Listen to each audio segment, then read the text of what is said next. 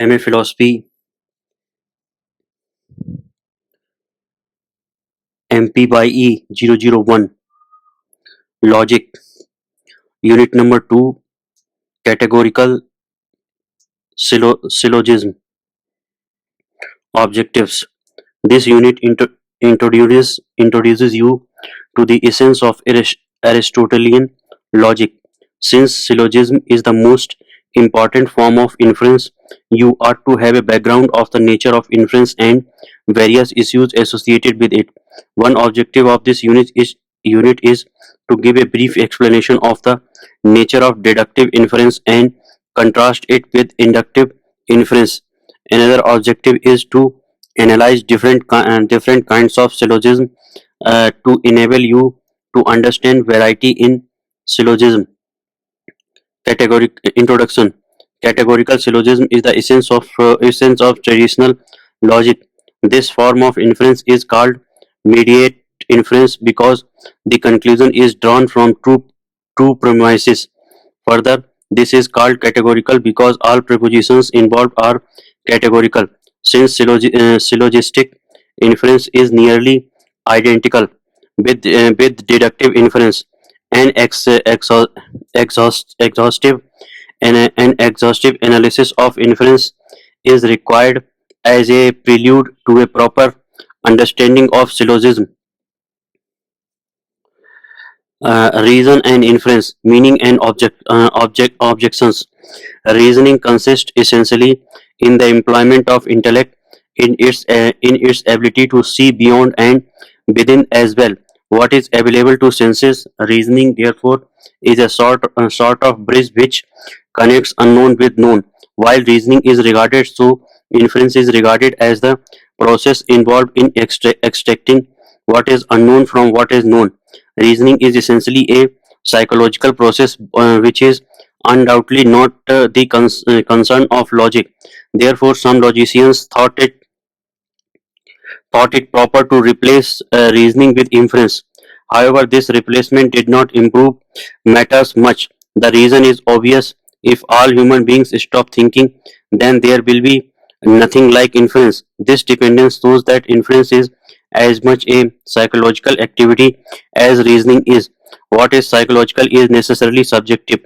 Logic, in virtue of its close association with knowledge, has nothing to do with anything that is subjective. Therefore, it was imperative for logicians to discover an escape route. Cohen and Nagel, for this particular reason, choose to use implication instead of inference. The difference in kind can be understood easily when we look at the uses. Statements always imply but do not infer. Therefore, implication is in the nature of relation between statements. On the other hand, I infer but I do not imply. This clearly shows that inference is an activity of mind. Salman fell in line with Cohen and Nagel when he said that the very possibility of inference depends upon reasoning. Despite the fact that inference is subjective, logicians like like Copy, Carnap, Russell, etc. choose to retain the word inference, but all along they only meant implication. Therefore, keeping these restrictions in our mind, let us use freely the word inference. Though the use of the word reason is not much rewarding, the word reasonableness has some weight. We often talk about reasonableness of the conclusion. In this context, reasonableness means grounds of acceptability. Surely, in this restricted sense, reasonableness is objective, just as inference is. Kind of inference, in a broad sense, they in a broad sense there are two kinds of inference: deductive and inductive. Deductive inference regards the form or structure as primary, and therefore it is called formal logic. Inference and logic are interchangeable. It remains to be seen what form means. Inductive logic regards matter of matter or content of argument as primary. Some logicians like Cohen and Nagel did not did not regard induction as logic at all. Without considering the merits or demerits of their argument, let us consider briefly the characteristics of these two kinds. One, two kinds. Our study of formal logic begins with the distinction between truth and falsehood on the one hand and validity and invalidity on the other. This particular distinction is very prominent. Only statements are true or false, whereas only arguments are valid or invalid. This distinction will take us to this table. Statement argument. Number one, true argument valid. Number two, true arguments invalid. Number three, false valid, false invalid. This table help us to understand the following possibility. A valid argument 1 and 3 may consist of completely true statements or completely false statement B. An invalid argument 2 and 4 similarly may consist of statements in exactly the same manner mentioned above. It shows that truth and validity on the one hand and falsity and invalidity on the other do not coincide always. Similarly, we have to distinguish between material truth and logical truth. Material truth is what characterizes matter of fact. Logical truth is determined by the structure of argument. We shall consider examples which correspond to four combinations. Let us call premises P1, P2, etc. and conclusion Q. Argument P1, no foreigners are voters. P2, all Europeans are foreigners.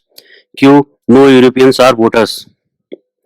Argument P1, some poets are literary figures. P2, all playwrights are literary figures. Q, some playwrights are poets. Argument P1, all politicians are ministers. P2, Mera Patkar is a politician. Q, Mera Patkar is a minister. Argument P1, 3 is the cube root of 27. P2, 3 is the cube root of minus 27. Minus 27 is the cube root of 729. Q, 3 is the cube root of 729. These four arguments apply to argument 1, 2, 3 and 4 of table 1 respectively. First and third arguments have a definite structure in virtue of which they are held to be valid. Second and fourth arguments have a different structure which makes them invalid. When an argument is valid, the premise and premises imply the conclusion. If there is no implication, then the argument is invalid. Validity is governed by a certain rule which is represented in a tabular form. Let us designate true by 1 and false by 0 as a matter convention. PQ, first true 1 valid. Second F0 valid. 3 F0 true 1 valid. Fourth true 1 false 0 invalid. We can also say that the premise necessitate the conclusion, and when they necessitate the conclusion there is implication. In this case, necessary is of a particular kind, logical necessity. Therefore, when there is implication, conclusion is necessarily true and vice versa. Very often deductive logic is identified with mathematical model. It is generally admitted that in both these disciplines, information provided by the conclusion is the same as the one provided by the premises. It means that both are characterized by material identity. Deductive logic, therefore, is an example of tautology. This characterization is highly significant and is in need of some elaboration. If one can ask, the conclusion does not go beyond premises.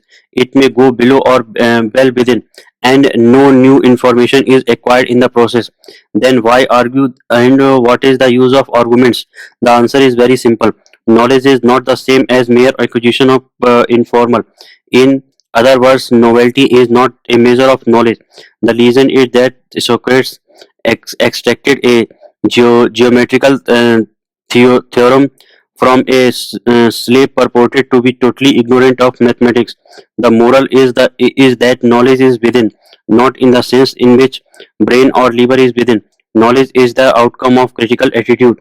It is discovered, not invented, and so go an ancient Indian maxim: eliminate ignorance and become enlightened. If what is said is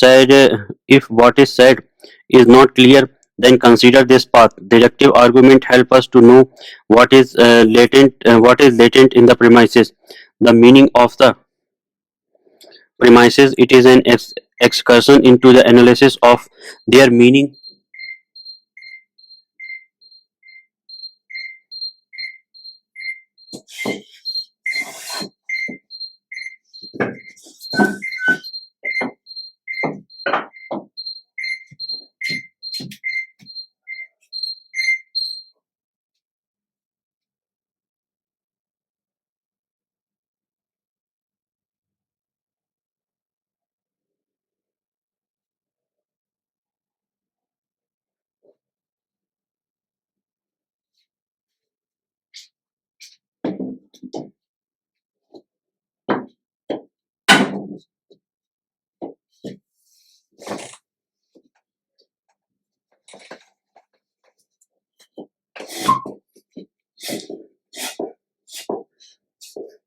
It is an excursion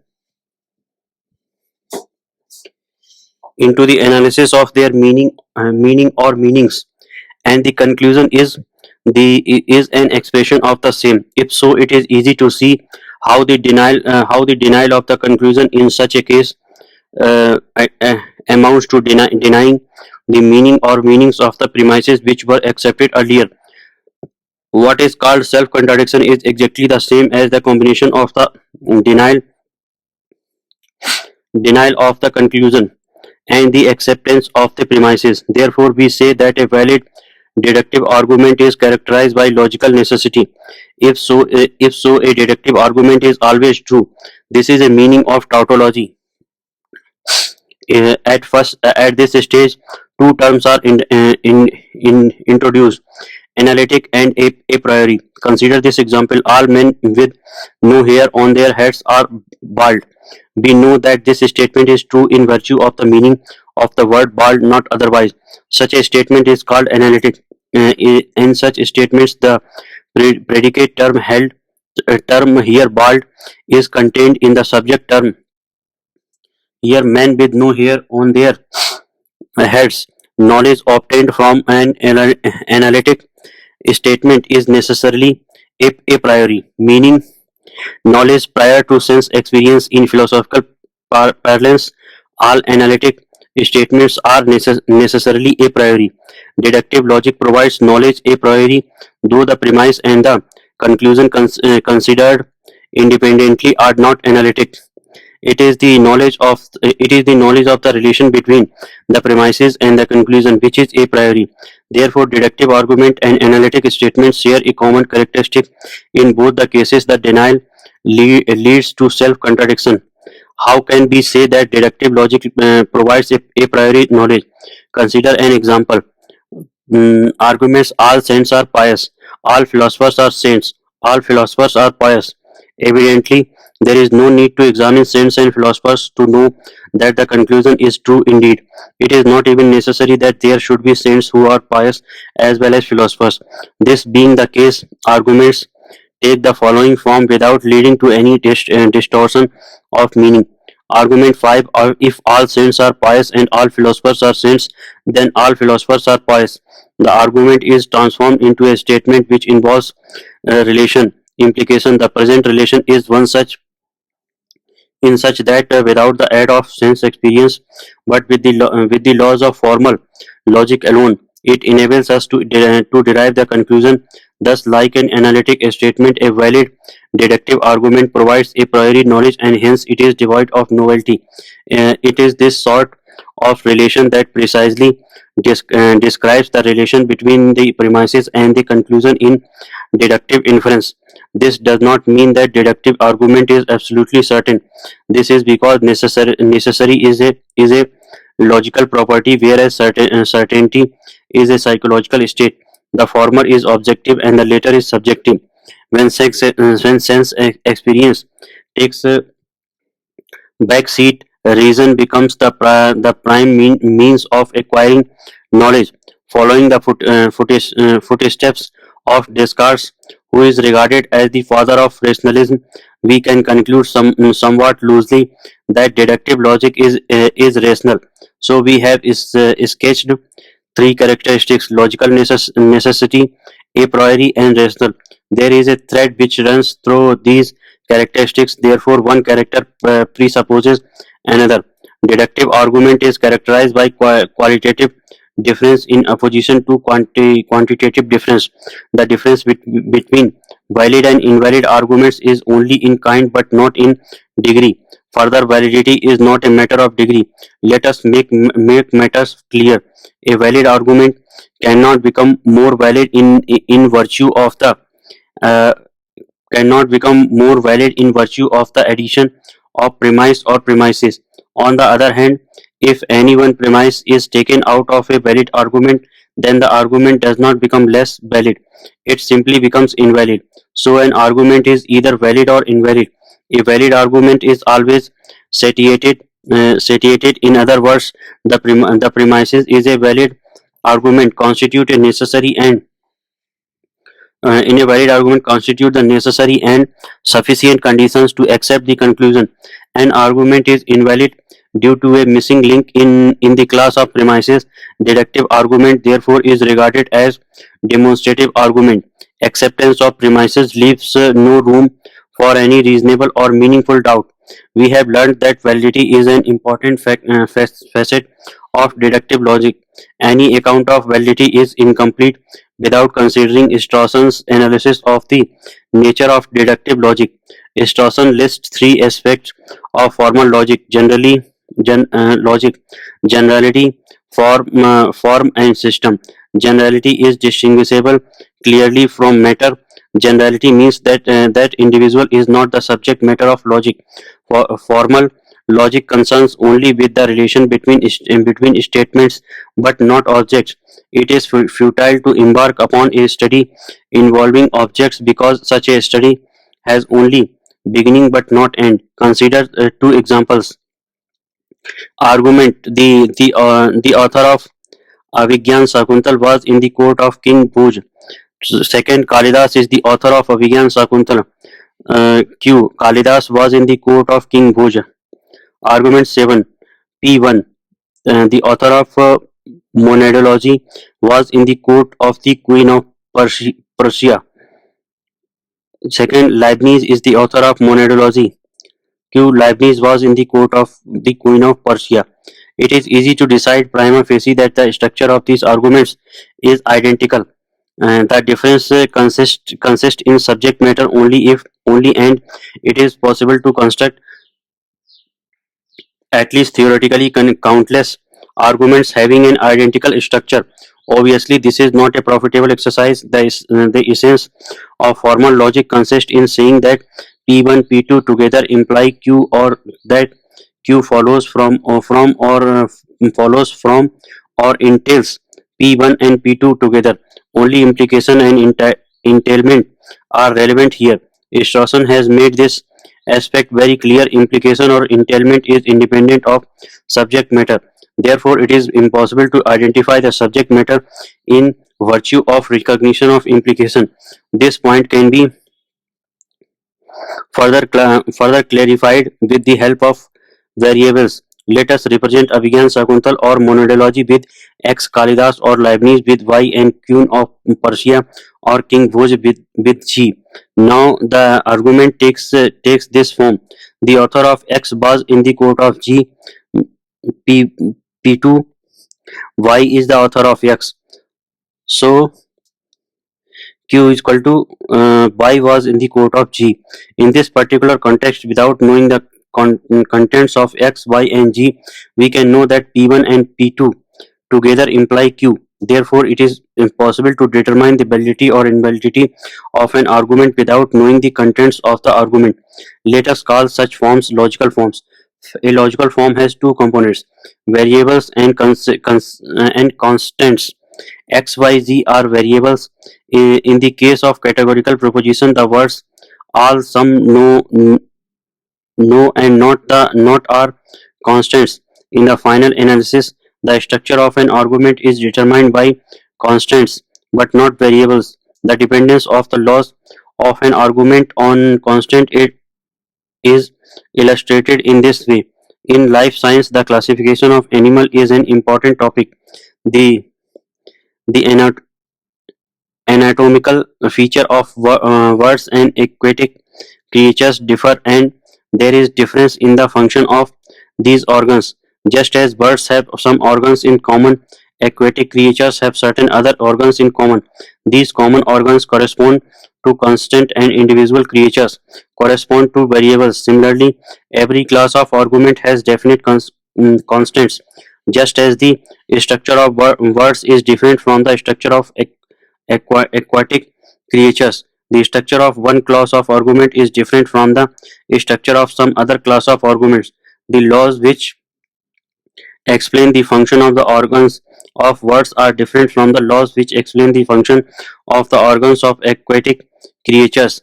Similarly, in the case of arguments, when the structure of an argument differs from that of another, the corresponding laws also differs from one another. Inti- Integration of rules is another characteristic of formal logic. The structures of argument and rules are mutually dependent. If it is possible to decide the structure of an argument and also different classes of arguments, then is possible to achieve what is called formalization or systematization. Because formalization enables us to make a complete list of rules and also classify them so as to correlate them with respective arguments. On the contrary, induction in the first place stands for any non-democratic argument where the premise, irrespective of their number, do not and cannot constitute conclusive evidences for the conclusion. The word induction is the translation of what Aristotle called ipagoge. C.S. Peirce used the term ampliative for ipagoge because in this type of argument the conclusion always goes beyond the premises, and the premises offer the best reasonable grounds to believe such conclusion. Belief is not the same as proof, a distinction which were more often than not completely ignored by the protagonist of induction. Nor is it a measure of proof. This is one difference. Secondly, uncertainty and sense experience characterize inductive argument. Let us consider the latter first. Inductive inference begins with sense experience. The premises therefore can be called observation statements which directly result from experience. However, the conclusion is not an observation statement because it overshoots the material provided by observation statements, which is why they cannot justify the conclusion. No matter how many black crows I have seen, they cannot prove that all crows are black. At this stage, it is necessary to dispel a widespread and deep-rooted misconception. It is claimed erroneously that inductive argument always produces universal statement. On the contrary, what is provides in a statement which simply depends upon experience for further verification. What in itself is not an experiential statement. On some occasions, experience vouches for the conclusion, but on some other occasions, it does not. For example, considering the fact that today I observed 5384 black crows, I may conclude that tomorrow I will observe the same number of black crows. This type of conclusion is characterized by a sort of leap from observed to uh, unobserved or unobservable. This is called inductive leap or simply generalization. But this is not a universal statement as understood by traditional logic. It shows that induction is just inconceivable in the absence of generalization, though universal proposition is not necessary for an inference to become inductive. It is possible to construct a universal statement within the limits of sense experience without involving generalization. For example, when I conclude after close scrutiny that every book in the library is a hardback edition, this has nothing to do with induction. Therefore, inductive inference may or may not yield universal proposition, though it has to yield necessarily generalization. The examples considered above are future oriented and in principle they are verifiable. However, inductive inference need not be so always. It can also be past oriented, which is surely unverifiable. History, anthropology, geology, etc. consist of arguments which are past oriented, but the mechanism involved in both the cases is exactly the same. Therefore, the prime characteristics of induction is that the conclusion does not necessarily follow from the premises and that experience precedes inference, which means that inductive inference is dubitable and posteriori. Whatever knowledge we acquire after experience or whatever depends upon experience is called posteriori, as opposed to a priori. Uncertainty or dubious nature and a posteriori knowledge provided by inductive logic entitle it to be called empirical, again loosely a characteristic disputed by Popper. The uncertainty of inductive conclusion brought in another term basic to the philosophy of science, with probability according to some inductivists, all inductive conclusions are only probable. It is important to distinguish validity and probability. As mentioned earlier, validity is not a matter of degree, whereas probability is a matter of degree. Therefore, an inductive inference may be less less probable or highly probable. Deductive reasoning and syllogism. In Aristotelian sense, syllogism is the kind of logical form to which every deductive deductive inference is reducible. On most of the occasions, when people reason, they reason in methods in which some logical pattern runs as undercurrent. It is only logicians who discover these undercurrents because they are capable of critical examination of these undercurrents. The so-called logical pattern is extracted from a layman's method. A system is evolved by formalizing apparently disparate arguments. The difference in these methods is clearly perceptible. The difference is that a logician determines the standard form which such argument or arguments take, whereas a layman is unaware of such standard form. A logician's method generalizes various arguments and it helps in discovering the common form or to which all such arguments subscribe. It is important remember that the process of generalization is an important characteristic of formal logic. Otherwise, logic will be looked upon as a mere rhetoric and therefore with no practical value. If this is the way logic is evaluated, then everyone will conclude that it is far removed from the way people as a matter of fact talk and argue, which is no doubt far from truth. Logical analysis of syllogism. To make clear what we have just said, let us contrast these methods. A layman's method. Does God exist? Of course he does not. No one has ever seen him, heard him, talked to him. Has anyone? B. Logician's method. 8.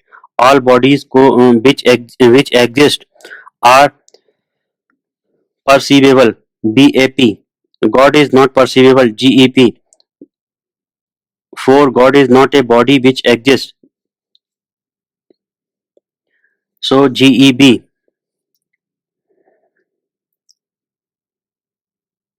A layman's method. Was a Neanderthal a man? Yes, he was.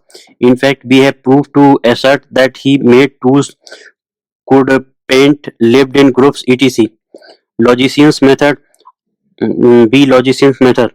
All beings who make tools can paint, live in groups, etc. are men. BAM. The Neanderthal was a being who made tools, could paint, lived in groups, etc. NAV. The Neanderthal was a man. What do we notice in these arguments? We notice that these arguments consist of three propositions, each with. What do we notice in these arguments? We notice that these arguments consist of three propositions, each with an yes and a p. A statement to be proved is found in the last place in logical sense, and hence its technical name is conclusion. The other two propositions function as reasons, hence their logical name is premise. Premises are found at the very beginning, again in logical sense. The order of the statements therefore is immaterial. Suppose that the conclusion appears at the end, as it happens generally, then the conclusion is immediately preceded by words like therefore, as a result, hence, consequently, etc. It indicates that the consequentia, the inference itself, as a distinct from the consequence, which is another word of conclusion, is valid. The conclusion can as well appear at the beginning, in which case it is immediately succeeded by words like because, for etc. Any of these words in italics functions as a bridge connecting the premises with the conclusion. Further, we notice that at least one evidence is in the form of general principle, which is invariably a universal proposition. For somebody to exist in the first example, and a man is one in the second example, and also that it is applied it to a particular case. Consequently, syllogism is invalid in the absence of universal proposition. A close look at arguments considered above reveals an increasing uh, reveals an interesting aspect. Though there are three propositions, there are only three terms. Each term occurs twice in the arguments. These terms are named as follows. S and P of the conclusion are called the mirror term, S or simply minor, and major term, P or simply major, respectively. The premise in which the minor occurs is called the minor premise, and the premise in which the major occurs is called the major premise. One term is common to both the premises. This is called the middle term M. In the first example, God is mirror, bodies which exist is mirror, and perceivable is middle, and the middle middle, and in the second example, Neanderthal is minor, man is major, and beings who group is middle. Again, order of premises does not matter, though generally measure finds the first place. Aristotle had convincing reason to choose these names. While the major has maximum extension, minor has minimum extension. The middle is so called because its extension varies between the limits set by the minor and the major. Aristotle argued that our inference proceeds from minor to major through middle. This explains the meaning of mediate inference.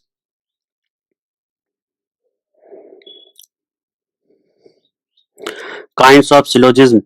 Syllogism is a class name with the several subclasses. The classification is determined by constants. The types of constants vary from one class of syllogism to another class. Categorical syllogism is an important subclass. In this subclass, propositions with their constituent term or variables, and quality and quantity of propositions are constant variables. Prepositions and their constituent in terms do not determine the logical status, validity or invalidity of arguments, because change of prepositions does not affect the logical status as long as quality and quantity remains the same. Only the latter determine the logical status of arguments. This is an important aspect of formal logic. Let us first assume that every letter stands for a unit term and then examine the following arguments. Number 1, categorical syllogism. 10.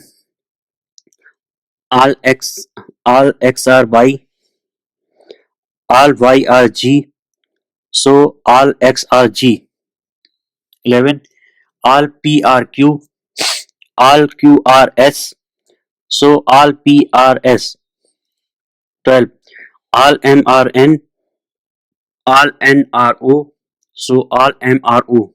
The logical status of 10, 11 and 12 remains unchanged, though term differs. The term are different, then prepositions also are different.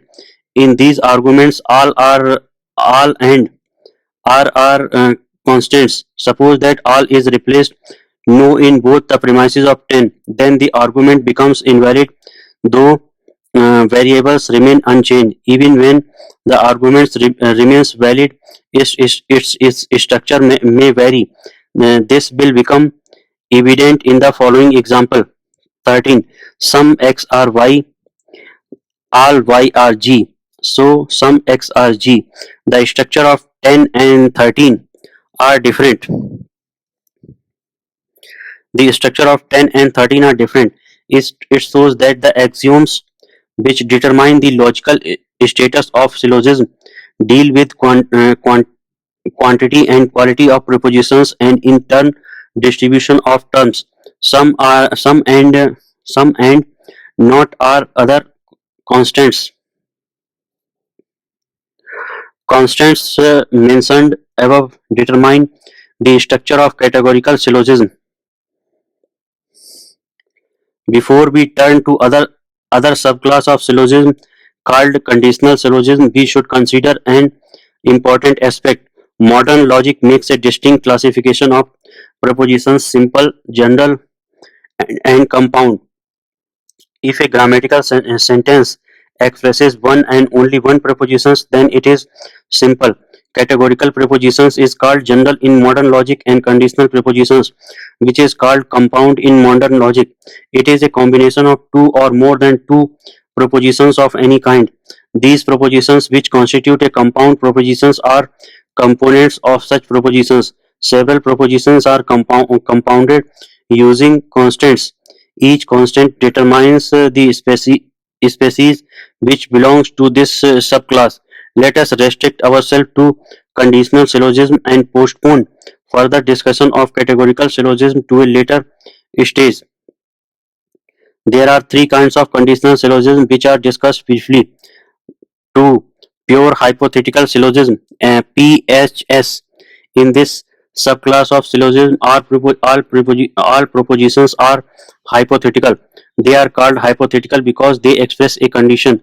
The word if then constitute a condition and also constant, because in the absence of this particular constant, the proposition ceases to be hypothetical. The statement which appears immediately after if is called an antecedent, and the statement which appears immediately after then is called consequent. PHS is governed by the rule which says that one statement must be common to two premises. If quality is constant, then it should appear in one premise and antecedent and in another as consequent. The common statement can appear as antecedent in one and as consequent in another, provided it is affirmative in one and negative in another. In the latter case, the conclusion becomes negative. PHS is illustrated below. 14. If this party wins, then we shall have a good government. If A, then C. If we shall have a good government, then we shall prosper. If C, then B. So if this party wins, then we will prosper. If A, then B. A and C constitute the components of the first premise. C and B constitute the components of second, and A and B constitute the components of the conclusion. Second, mixed hypothetical syllogism. MHS, if the major premise, usually the first one alone, is hypothetical, then the syllogism is called MHS. Second premise and the conclusion are simple or general. MHS is illustrated below. 15. If I do my duty, then I shall be happy. If A, then B. I do my duty, A. So I shall be happy, B. In these kinds, there is no middle term. However, middle term is replaced by a proposition which is common to both the premises. In 14, we shall have a good government in common to is common to both the premises, and in 15, I do my duty is common to both the premises.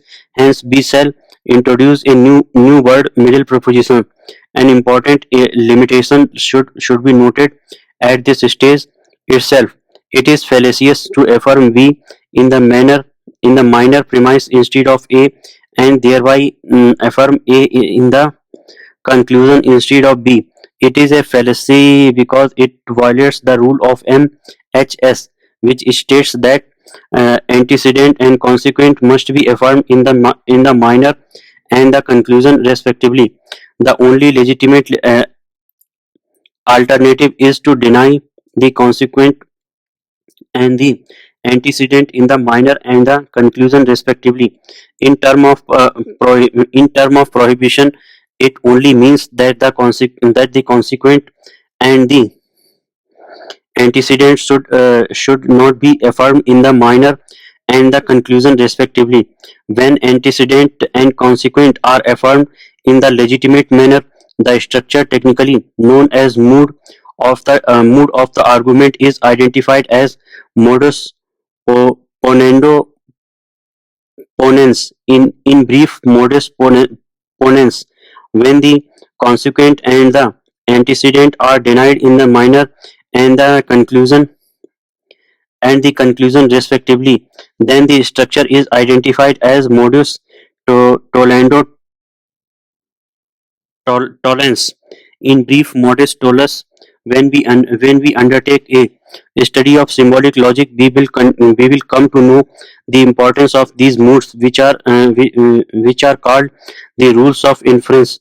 If antecedent is denied in the minor instead of affirming, then the fallacy committed is called the fallacy of denying the antecedent. If the consequent is affirmed in the minor instead of denying, then the fallacy committed is called the fallacy of affirming the consequent. Modus ponens is illustrated by 15. The rest of the structures, both valid and invalid, are given below.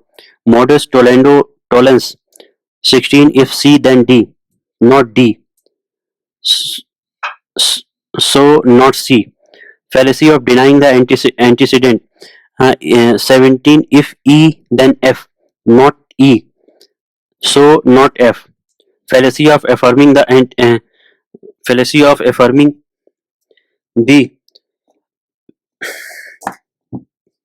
consequent.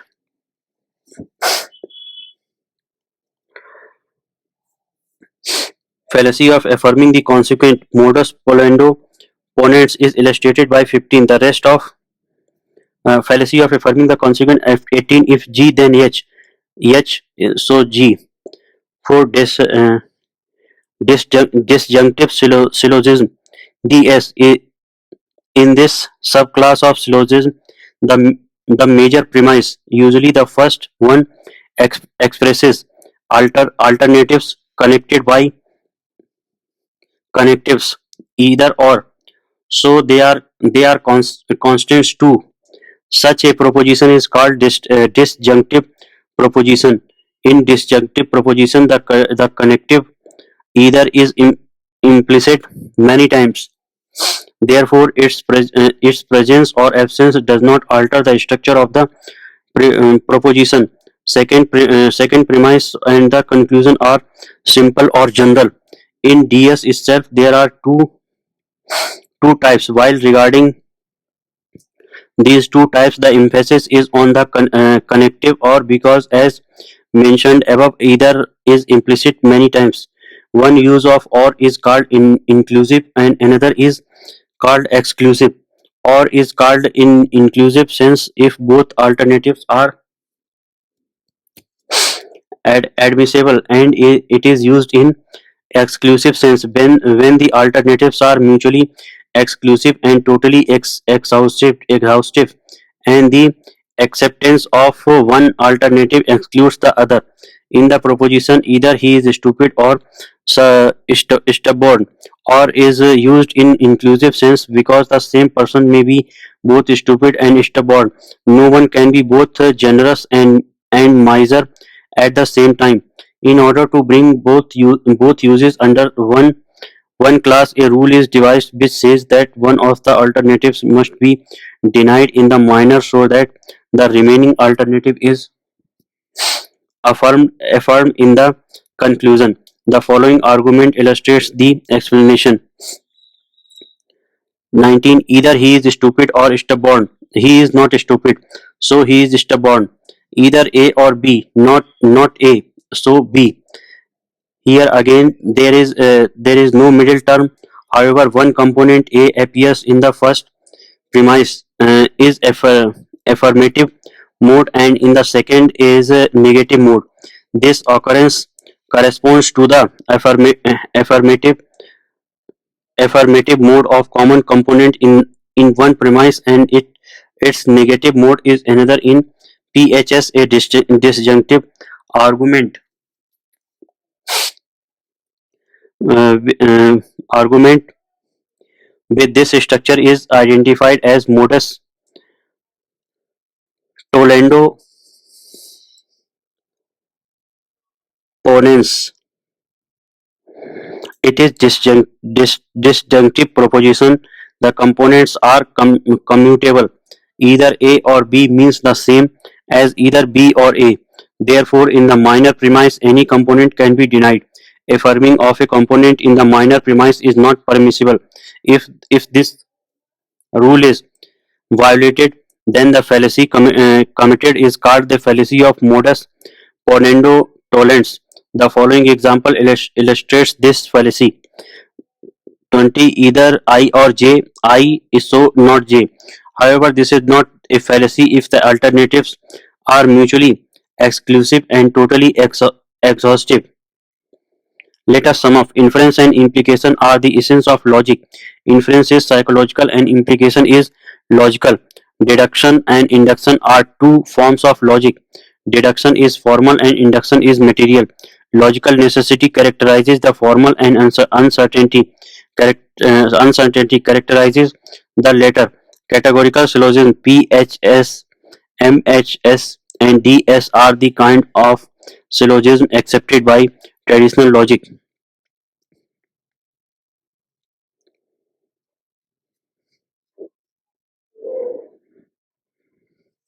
Inference: it is an operation of reason by which by which from some known truth we arrive at unknown truth.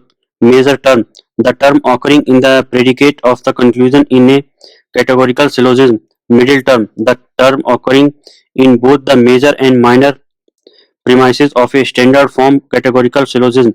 Minor term is the subject of the conclusion. Major premise: the premise of a categorical syllogism that contains an instance of the major term, and in conditional syllogism, the conditional proposition.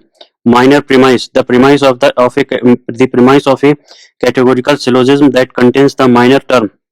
Thank you.